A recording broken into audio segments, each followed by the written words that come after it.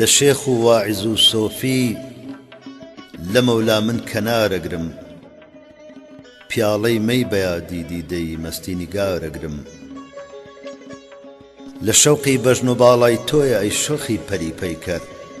لە باغا جێ لە سایەی ئەرعەر و سەر و چنارەگرم خەیاڵی مەمکەکانی گرد و نەرمت دێتە بیری من کە وەختێ پڕ بە چنگلی مۆ و بەی و سێ و هەنارەگرم خوڕەی فرمێسک و نەعرە و فوغانی خۆم لەبەر چاوە کە شەو من گوێ لە دەنگی نەعرەی هەوری بەهارەگرم وتم چاکت ئەسیری حەڵقەی ئەو پەرچەمەت کردم وتی شێتی بە تایەم زوڵفە من شێری شکارەگرم بە قولاپی مژە و حەڵقەی کەمەندی زوڵفی چین چینم ئەگەر بێ ئارەزوم بێ ڕۆستەم و ئەسفەندیارەگرم ئیشارەی کرد برۆی یعنی کە بۆ قەتڵی دڵی عاشق لە پشتی چاوی یارۆ جێگەی سەد زولفەقارەگرم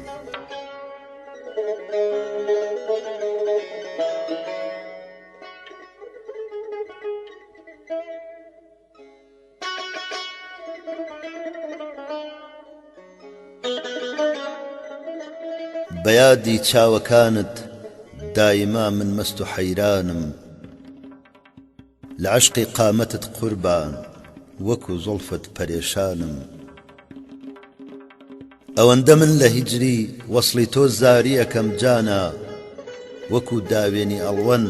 دایما من سوورە دامانم لە بۆ جاڕوبی ڕێگەت حازرم دایم گوڵی ڕعنا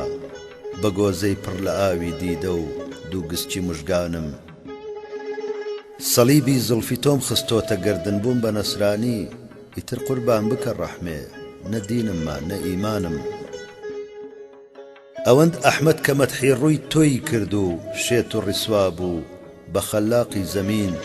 لەم شیعرە چاتر بەندە نادان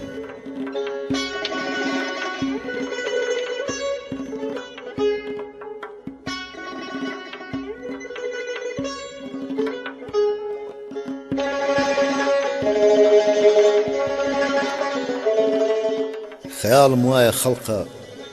من کە تەرکی عەشقی دولبەرکەم ئیتر مهری پەری ڕوویان بە یەکجاری لە دڵ دەرکەم ئەگەر دڵبێت و مەیلی گوڵڕوخان و نازەنینان کە لە سینەی لابەرم لەت بە نووکی تیژی خەنجەرکەم لە داخی سیلسیلەی تۆڕەی نیگاری نازەنینی خۆم ئەبێت تەرکی وەنەوشە و سومبل و هەم عەتر و عەمبەرکەم ئەڵێن دولبەر لەگەڵ مندا دڵی ساردا ڕەقیب شادە ئەبێ خاک و گڵی عالەم ئیتر من هەر لەسەر سەرکەم کە باڵای دولبەری دی سەروی بوستانی وتی شەرتە ئیتر خۆم دەرنەخەم تەرکی لیباس و بەرجی ئەخزەرکەم هەتا کەی هەر لە دووری تۆ ئەمن بێم و بچم جانە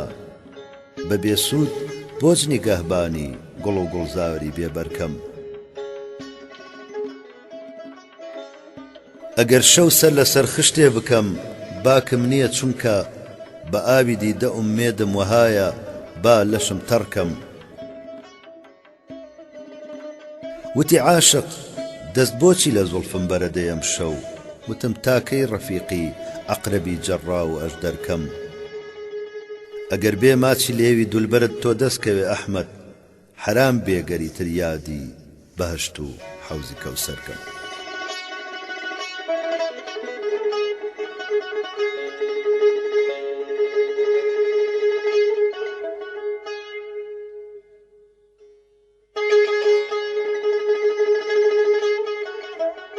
تا حەیاتم بێ لە دڵما شەرتە میهرت دەرنەکەم ڕۆژپەرستم تا بمێنم سوزدە بۆ ئەختەر نەکەم پێیوتم دوێنێ ڕەقیبم سەیری دولبەر بۆ ئەکەی شەمشەمە کوێرەم کە ڕوو بۆ شەمسەکەی خاوەر نەکەم بێت و گەردەستم کەوێ ماچی دەمی تۆ چاوەکەم ڕوڕەشم گەر تەرکی ئاوی زەمزەم و کەوسەر نەکەم لەو زەمانەی دیومە من موژگان و ئەبرۆی دولبەرم ڕەبی لاڵ بێ گەر تەوافی خەنجەر و نەشتەر نەکەم عەرزیارم کرد کە بۆچ پەرچەم لەسەر ڕوخسارتە پێیوتم بەزمە لەبەرچی عود لەسەر مەجمەر نەکەم ڕسمی عاشق واز لە ڕۆحهێنانە بۆ دڵداری خۆی ڕوڕەشم گەرمن لە ڕێتا تەرکی ڕۆح و سەر نەکەم بێت و بۆم دەستدا تەماشای پەرچەم و ڕوخساری تۆ شێتمەر تەرکی وەنەوشە و لالەی ئەحمەر نەکەم یار بە ئیستیهزا و فەرمووی ماوی بەم دەردانەوە لافی عشقی تۆ درۆیە من ئەبێ باوەڕ نەکەم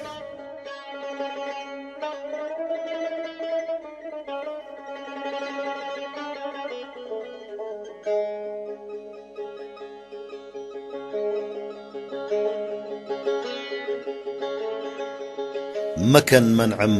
کە وەک مەزنون خەریکی هات و چۆی کێوم پەشێوی لەیلی کوردم تاکو ڕۆحم دێتە سەر لێوم وەتەن فەرمووی بە خەندەی نازەوە هەر وەک پەری وامە ئەما حەیفێ کە چەند ساڵە ئەسیری پەنجەی دێوم هەمیسان پێیوتم ئەوسا مەکانی شەخسی عاقڵ بووم فەقەت چی بکەم ئەمە چەند مودەتە بێساحێب و خێوم دەخیلتان بم وەکو عەرەب تخوا مەمگۆڕنەوە هەرگیز بە ڕووپێ و پارە هەر چەند ئێستاکە مشتێ چڵ و چێوم بەجارێ ئەمڕۆ جاهیل غالیبە عاقڵ بووە مەغلوب ڕەفیقان سانیشانیندەن قوڕێ تا بێم و بیپێوم لە داخی دەهریدون شەرتە بەسەرما گەر بڕوخێ چەرخ گەلێ نامەردمەرشانم لەبەر ئەو بارە ببزێوم لە عەرسەی شیعردا ئەحمەد عەجایب شەه سوارێکە لە مەیدانە بزانە ئەسپی خۆم چۆنی دەئاژێوم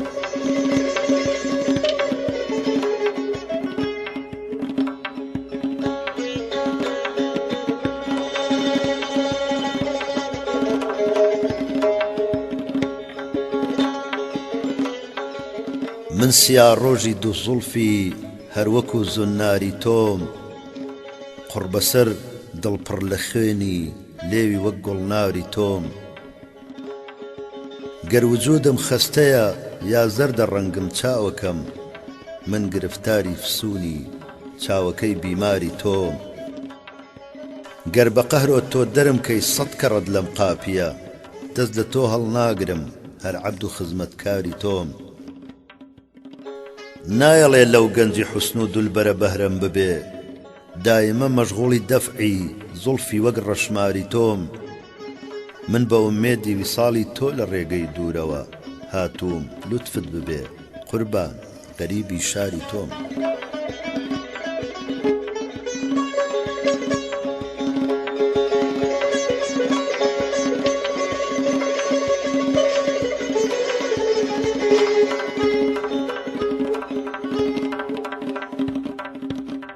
بێت و بەنازەوە کە بڵێ مەیلی ڕاوەکەم بۆ دەنکە خاڵەکەی ملی خۆم تووشی داوەکەم ئەی گیانەکەم بە چاوی ڕەشت سوێنە خۆم بەدڵ بۆ دینی چاوی تۆیە کە هەر چاوە چاوەکەم با بێنێ بۆنی سنگ و مەمەد کەی منی هەژار ئیتر خەیاڵی بۆنی وەنەوشە و گوڵاوەکەم لۆمە مەکە کە منەمەوێ ڕووبەڕووت ببم بێبەرگ و ڕوت و قوتم و مەیلی هەتاوەکەم بێت و دەسم بدا لە دەستی پیاوی ناوەجاخ حەوت جار بە ئاو قوڕ دەست و پەنجەم گڵاوەکەم بەم حاڵە ژین و بەرزی کورد گەر هیوان ببێ شێتم بزانە کە من خەیاڵی پڵاوەکەم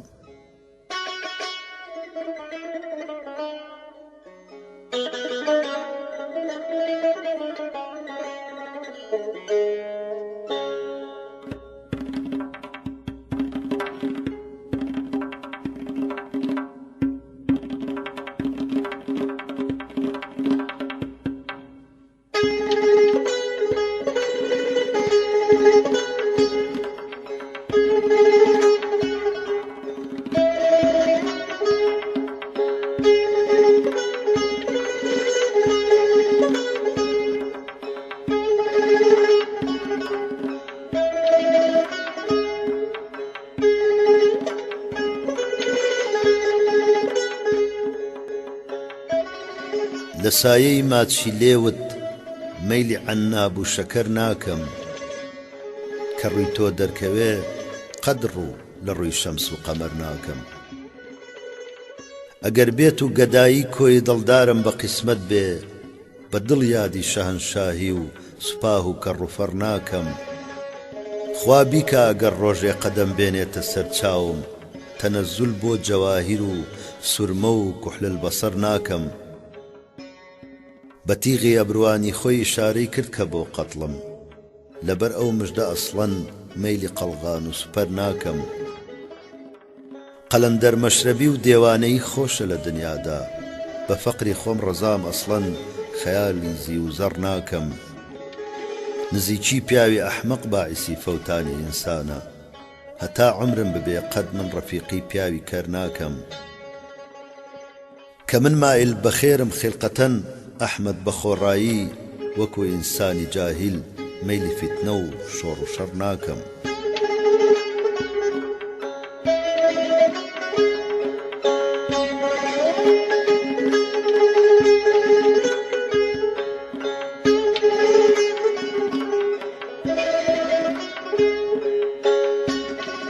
نیگارە سابە لوتفی خۆت شەوێت تۆ بێرە بالینم، لە غەم داوا لە جسمم وەختە دەرچێی جانی شیرینم. بەیادی ڕوومەت و خاڵت هەموو شەو تا سبع حەینێ، منم مەشغوڵی تەعدادی گرۆهی ماه و پەروینم. هەموو عالەم لەبەر چاوم وەکو دەیجوورای جانە، ئەگەر بێت و خوانەی کە ئەمن یەک لەحزە نەتبینم. زەلیل و دڵحەزین و بێکەس و مەهجور و داماوم، لە هیجری قامەتی سەروت هەمیشە مات و غەمگینم. وتم قوربانی تۆ بم ئەحمەدی بێچارە فەرهادە، وتی عاشق بە ڕەعنایی منیش زیاتر لە شیرینم.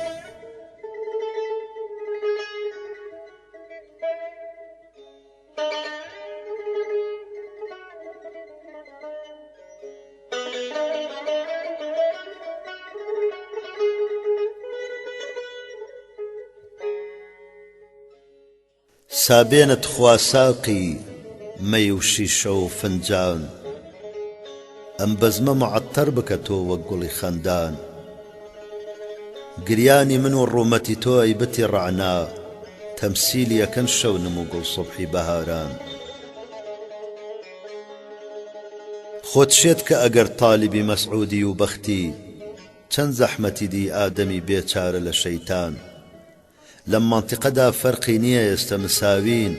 یەکسان ئەنوێنێ ڕەوشی وەحشی و ئینسان. معنای وەها لێک ئەدەنەوە بەعزێ موەزەف، قانون ئەوەتە کەشفی بکەن باخەڵ و گرفان. تاریکی زولفت بووەتە باعیسی کوفرم، سادەر خەت و خودا مەسحەفی ڕوود ئەیماهی تابان. گریانی درۆی سۆفی و لێهاتنی حاڵی، دەروێش بە فیدای زەمزەمەی نعرەتی مەستان.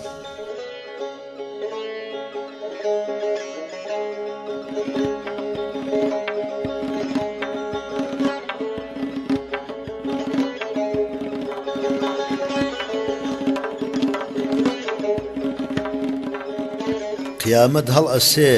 بێت و قیامێکە نیگاری من، زەمانەت تێگەدا ئەمڕۆ نیگاهی چاوی یاری من. وتی باوەش بە باڵای سەرودا کە و گوڵ بە بۆنۆکە، کە تەمسیلی ئەکەنە و دوانە بۆ سین و کەناری من. بە ناز و عیشوە دیسان هاتە جواب، فەرمووی پیاڵە و مەی بزانە فەزلی ئەمڕۆکە، کە دیت چاوی خوماری من. گرفتارن لە داوی پێچ و تابی زۆڵفی مشتینت، هەزار عاشق نەوەک تەنها دڵی زاری هەژاری من. گوڵ و نەسرین لە خاکم سەوزە بنگەر بێت و ئەو یارە، لە ڕۆژێکی خەزانە بێتە سەر قەبر و مەزاری من. دڵم هاوینە بۆ بەسڵی، بەڵام ئەو مەیلی زستانە، خەزانی بۆیە کرد خەڵقینە عمری وەک بەهاری من. هجومیان کرد ڕەقیبان وەک ڕەوی سەگ دەورەیان لێدام، مەگەر شمشێری ئەبرۆی ئەو بکە ئێستا کە چاری من. بە خەندەی نازەوە فەرمووی فڕێدە تۆ بەی و لیمۆ، تەبیعەت دەستی خستووی جووتەمەمچی وەک هەناوناوری من. بڕۆ ئەی وشکە سۆفی با مبارەک بێ لە تۆ جەنەت، من و پیاڵەی شەراب و وەسڵی شۆخی باوی قالی